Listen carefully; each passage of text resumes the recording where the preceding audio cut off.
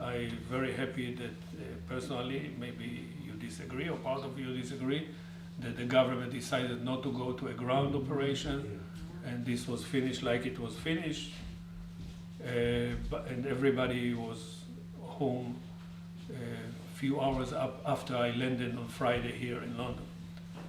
But Thursday morning, I gave my lecture in Tel Aviv University. Now, many of the people who were called on reserve duty didn't come back. So instead of 120 in the hall, I had like 80 participants.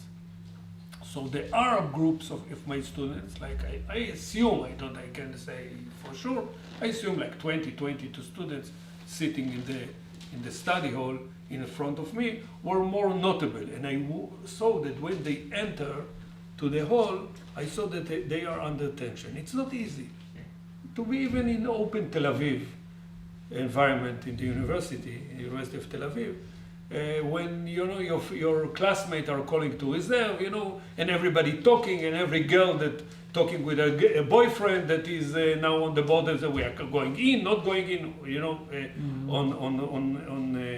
on Thursday morning it wasn't even clear, so the tension was very, very high.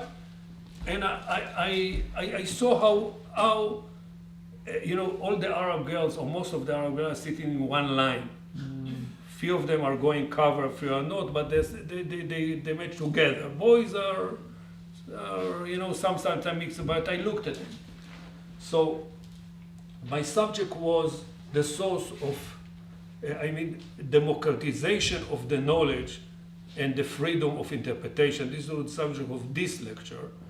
And I dealt with the question why we that created so huge library since very early, we didn't have a systematic Jewish philosophy till the 10th century when Saadia Gaon wrote his book.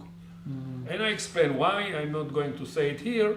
And then I explained to them, look, you know that in the 9th century, in the 10th century, a very, very liberal, open, and advanced religion were developed.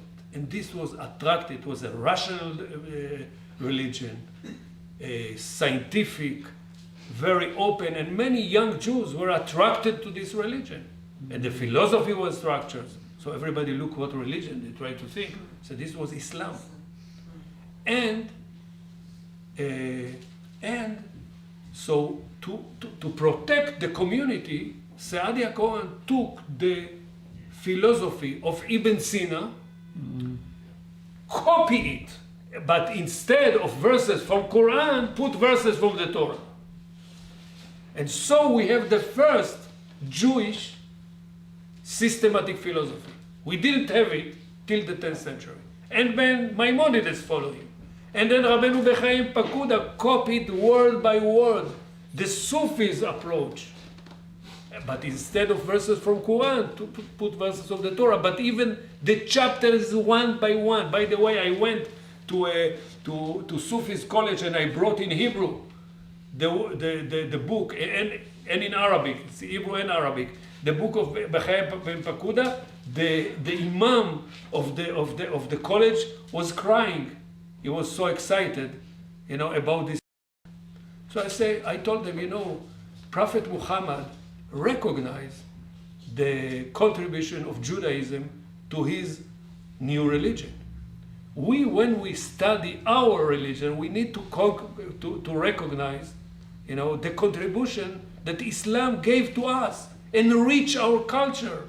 Without Islam, no Maimonides, no Rab Saadia Gaon, no Rabbi Yehuda Halevi that adopted al-Ghazali mystical approach, and many others. So this was Praj, and I see slowly, the Muslim students, it was new for them, and by the way, it bothered few of the Jewish students, and not the religious one. The people who are nothing to do with religion, but still, they don't like the Arabs. So it's bother because the question that I got was only from the Jewish side. But I saw that they feel in this hard day to be minority. It's hard to go to a public place when everybody is worried of the life of his relative. So I think that I gave a little bit calm.